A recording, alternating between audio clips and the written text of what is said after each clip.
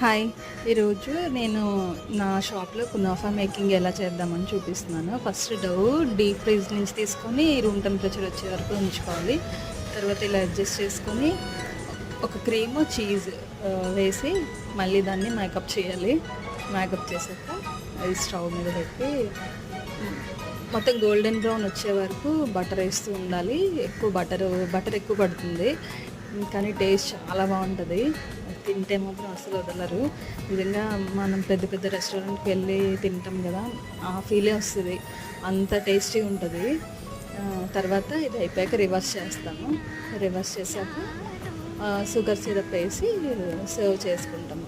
అది లాస్ట్లో కట్ చేసింది కూడా చూపించాను, ఎంత పర్ఫెక్ట్ వస్తుందో చూడండి.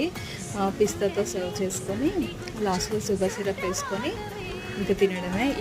ఈ కునాఫా అయితే నేను మా హస్బెండ్ తినేసాను, సరిపోలేదు.